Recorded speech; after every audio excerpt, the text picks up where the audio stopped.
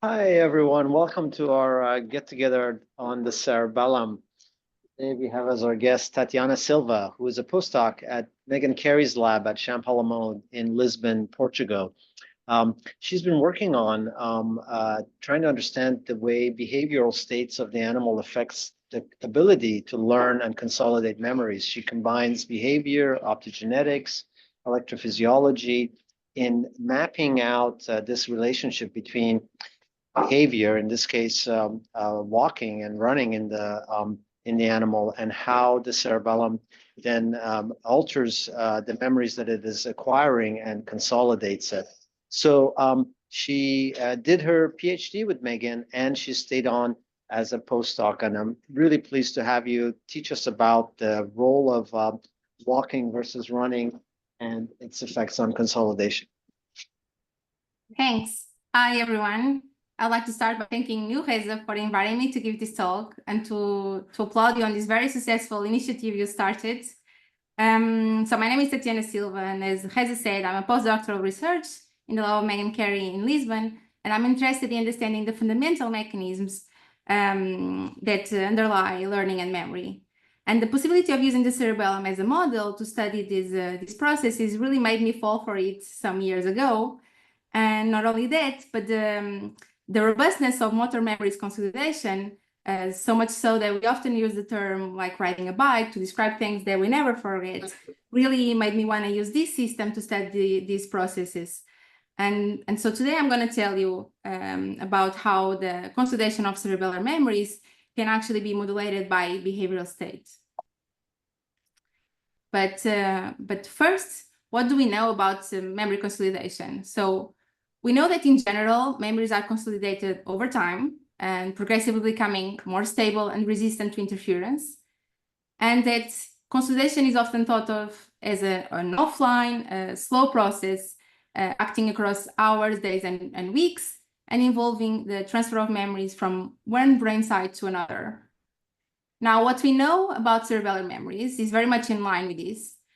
Models for cerebellar learning suggest that plasticity in the cortex further instructs plasticity in the nuclei, and post-training activations of the cerebellar cortex have been seen to be able to disrupt learning acquisition. And so there is this body of literature, but there are still also a lot of open questions, such as whether this process can be dynamically regulated by, for example, behavioral state, as I'm going to show you today. And so to investigate these, I used a very simple cerebellum-dependent behavior that I'm sure most of you know about, which is delay eyeblink conditioning. And so in this paradigm, mice learn to associate an initially neutral stimulus, such as which is the conditioned stimulus, such as a light, with a stimulus that reliably elicits an eye blink, such as an air puff directed at the eye.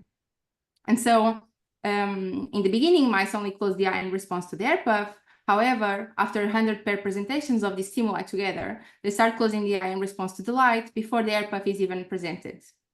And to this protective response, we call a conditioned response, or a CR. And apart from being a simple paradigm with a clear behavioral readout, another major advantage of eyeblink conditioning is that we actually know the underlying circuit. So we know that sensory context information arrives in the cerebellum via mossy fibers that project to granule cells whose axons form parallel fibers, and that sensory feedback arrives via climbing fibers. And these stimuli converge at two levels, at the level of the Purkinje cells in the cerebellar cortex and at the level of the cerebellar nucleus. And as a side note, in case you are interested, we actually just published a paper this year where we investigated both the necessity and sufficiency of climbing fibers instructive signals for associative learning. And we also reported surprising findings regarding the negative effect of just opt-in expression in the absence of any stimulation on learning, and which we think are relevant for people using optogenetics in general. And so, but moving on, and using the cerebellar circuit to study memory consolidation, we know that the cerebellar cortex is essential for the memory consolidation of eyeblink learned responses in the rabbits. Granule cells have been implicated in the motor memory consolidation of other cerebellum-dependent behaviors. And also the transfer of memory storage from the cerebellar cortex to the nuclei has been hypothesized. And I'm going to address it 3 different levels during the talk. So starting with the cerebellar cortex, but before I need to tell you a couple of things about our protocol.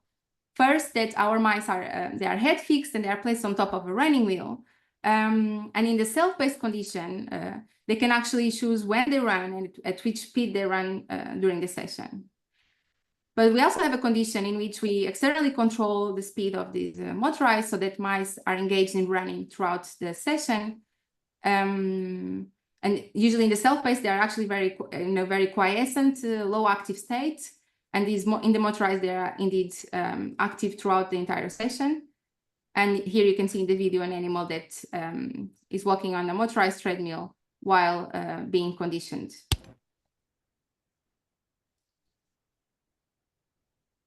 And so apart from these 2 running conditions, there's a couple more things. One is that our sessions are composed of around 100 trials, and they are separated by an intertrial interval of 10 to 15 seconds randomized. And that we perform sessions daily. So there's a 24 hours between one session and the next. And these 2 time intervals are actually going to be important during the talk. And so starting with this post-session time window, we actually started by reproducing the results that were observed in the rabbit literature. And so what we did was to inject infuse mucimol, GABA receptor agonist to inactivate the eyeblink area of the cerebellar cortex in this post-session manner after each session of the learning protocol. And when we do that, and here I'm plotting the percentage of the conditioned responses over the course of the training sessions. When we infuse mucimol here in the mice in green, we can see that these animals are impaired in learning when compared to mice that were infused with ACSF as controls. So we saw that these post-session inactivations of the cerebellar cortex actually impair eyeblink conditioning in mice, as they did for the rabbits. Now, we were very surprised and even shocked when we saw that the same mucimol infusions post-session did not have an effect when animals were actively engaged in movement. And so we saw that locomotion makes the learning insensitive to post-session inactivations of the cerebellar cortex. Now, we do know that running modulates learning. And so today, I'm actually going to start this talk by doing this detour and this backtrack to these papers we published some years ago to tell you a bit about this enhancement of cerebellar learning by locomotor activity before I come back to memory consolidation and talk to you about this temporal and spatial dynamics. So starting with this first paper, what we saw was that learning is faster when mice are running faster. So in here, mice that were in a less active state are represented in cyan, and you can see that they took longer to learn than mice that were more active here in magenta. And we saw this in the self-paced condition, but also when we externally control the speed of at which the animals are running, engaged throughout the entire session, so that slower animals were again slower learning than faster animals. And also surprisingly, the variability of learning was very much reduced when you externally control the speed of the motorized. So you can see that in the top self-paced data, we have learning curves kind of all over the place, and that was very much reduced, that variability, when we standardized the running conditions with the motorized. Importantly, we saw that this modulation, a modulation of CRs in the expression of the CRs, so that trials in which mice walked faster here in magenta were actually associated with a bigger amplitude than trials in which mice walk slower or were even quiescent. And we saw this in both conditions, but actually in the self-paced, this is a trial-to-trial modulation. And so another way we can look at this is to look at to plot the CR amplitude as a function of speed. And we indeed see this nice positive modulation of speed on the amplitudes. We then started wondering where this enhancement was taking place, and whether it was at the level of the cerebellum or at the level of pre-processing of these stimuli before they actually arrived in the cerebellum. And so here I've been showing you data that was collected using the visual CS, that was driven using a visual CS, but then we also performed learning with the two different other different modalities, with the somatosensory CS and an auditory CS. And the idea here was, if we were to see a similar positive modulation, then it would be more likely that this was happening at the level of the cerebellum. And so that's what we saw. We saw these, again, these positive modulations, and which suggested that this trial-to-trial modulation of CRs was actually independent of CS modality. What we did next in trying to explore this further was to replace these natural sensory CSs by a CS that was an optogenetic stimulation of the MOSI fibers at the level of the cerebellar cortex. And the idea here was similar. If you were to see a positive modulation upon using the learning driven with this optogenetic CS, then it would be, again, more likely that this was happening at the level of the cerebellum. And so that's what we saw. We saw that mice walking on a faster motorized, here represented with an open circles curve, were faster in learning than mice on the self-paced condition. And we also saw a modulation of the learned responses with faster with trials where mice were walking faster being associated with a larger CR. So we saw that CRs acquired with optogenetic stimulation of MOSI fibers in the cortex used as a CS are modulated by locomotor activity. And so these experiments, together with the other circuit dissection experiments that I don't have time here to show you today, really converged in locating this enhancement in the cerebellum at the MOSI fiber to granule cell connection. And so our model here is that MOSI fibers that carry locomotor information, that are more active in during locomotion, upon integration by granule cells that are also integrating CS signals, really drives these granule cells closer to spiking threshold. So that there is a boost in the CS representation in these cells.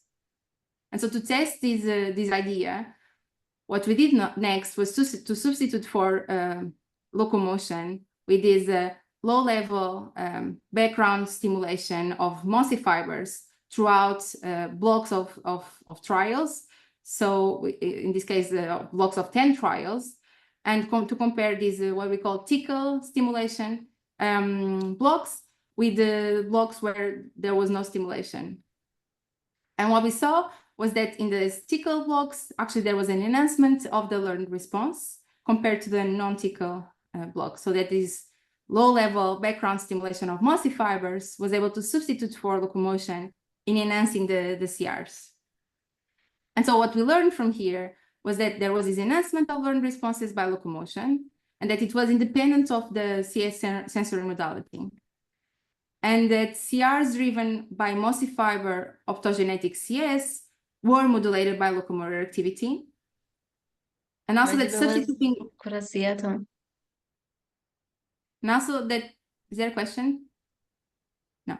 So, and also that substituting for MOSI fiber tickle stimulation for locomotion was sufficient to enhance the CRs. So that overall, what we saw was that the locomotor activity positively modulates eyeblink conditioning within the cerebellum at the MOSI fiber to granule cell connection. I'm just going to go very briefly over this other paper. And so here, what we used mutants that lock endocannabinoid receptors everywhere. So we used the CB1 global knockout mice that had been shown before to be impaired in eyeblink conditioning and also to be hypoactive. And so we confirmed that but then also started wondering whether these learning deficits could actually be because these animals were hypoactive. And so what we did next was to speed match the control. So in here we have in red the CB1 knockout average learning curve, and we then splitted the controls in the top active and less active groups, and less active being actually the more comparable activity states to the CB1 knockouts.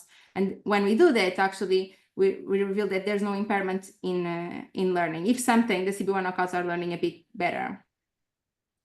And so this was true for the self-paced condition.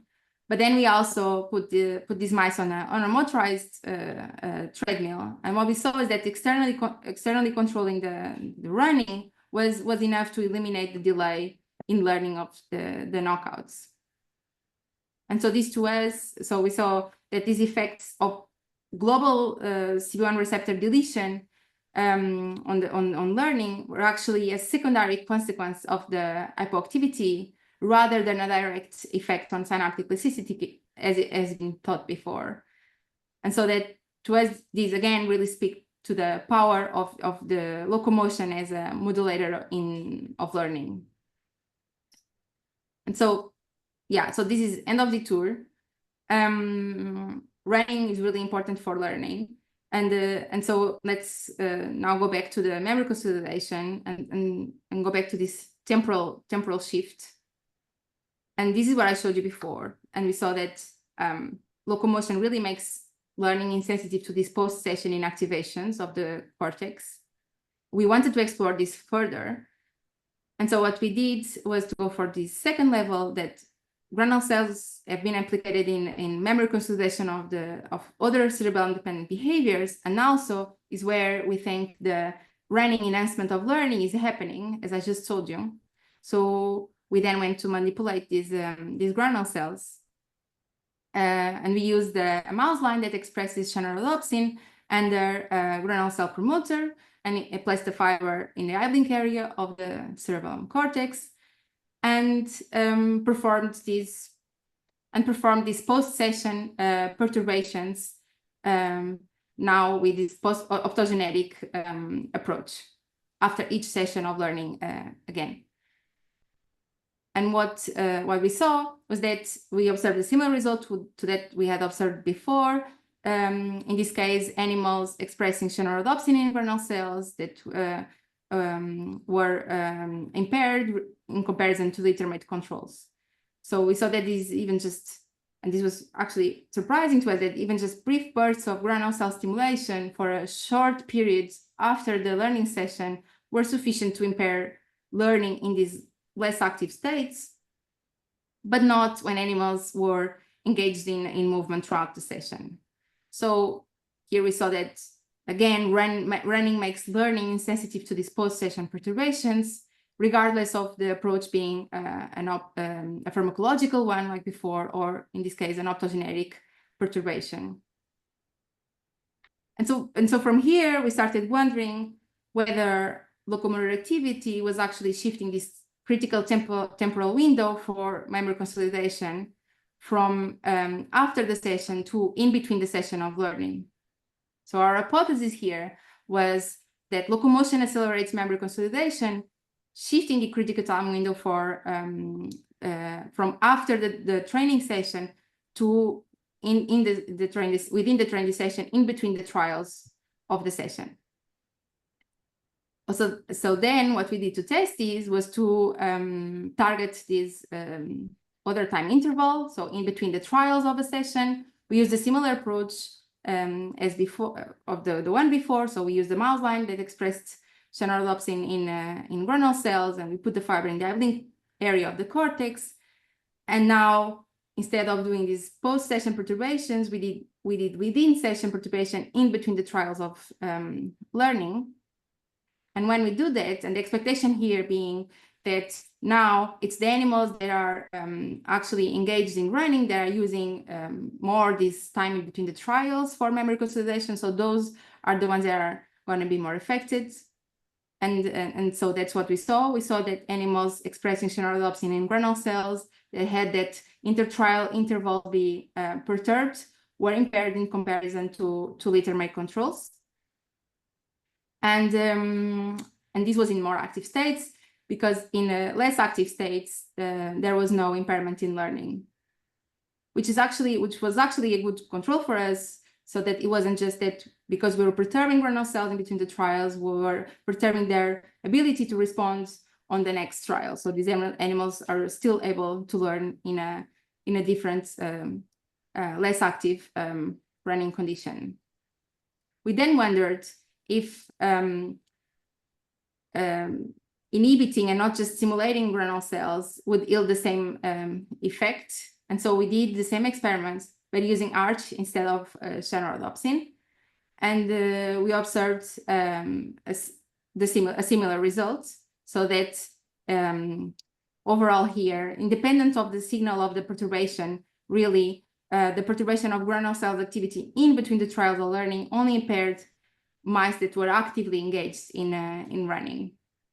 And so in here we have this double dissociation that mice in a less active states are only perturbed by post-session perturbations, and mice in more active states are only perturbed by within session perturbations. And so in here, what we saw is that in quiescent mice, consolidation of eyeblink memories requires intact granule cell activity in the periods post-training. But in contrast, engaging in higher levels of locomotion requires natural patterns of granule cell activity in between the trials of the learning sessions. And now moving on to the spatial shift to test this hypothesis of the transfer of memory storage from the cerebellar cortex to the nuclei. And also because of this, we started wondering whether locomotion also accelerates this spatial shift of memory storage. And so what we did was to use a similar approach to the first one I described, and use mushimol to inactivate, but now the cerebellar nucleus instead of the cerebellar cortex. The cerebellar nucleus, the AIP, the anterior interposed nucleus that has been shown to be relevant for eyeblink before. And so we again injected mushimol after each session of training in the cerebellar nucleus. And what we saw when we did that was that these animals in a less active state, they actually weren't affected by these post-session inactivations of the cerebellar nucleus, which is in line with what has been shown for in the rabbits literature. However, and in contrast, these post-session inactivations of the cerebellar nucleus did delay learning of mice actively engaged in running throughout the session. And so in here, we saw this acceleration of memory consolidation that was associated with an earlier involvement of the cerebellar nucleus. And so what we saw was that in general, locomotion really accelerated both temporal and spatial dynamics of cerebellar memory consolidation. And our current hypothesis is that granule cells may exhibit an offline pattern repetition of the engram that is created during the trials, and that this replay may be dynamically modulated by behavioral states, so that in less active states, this replay happens mostly post-training after the session, whereas in more active states, this replay is actually happening within the session in between the trials. And the results I showed you here today are in line with what has been seen in terms of spatial dynamics and memory transfer, the memory transfer literature for other systems, and also in line with some findings that show that some key features of memory consolidation can actually be faster than what has been previously thought. And this has been described for the systems as well. And so we think that these similarities, because of the similarities between these and other systems, we think that what we describe here, what we show here, can actually be similar or applicable for other memories and learning elsewhere. And so I would like to thank the lab, the Carey Lab, which is amazing.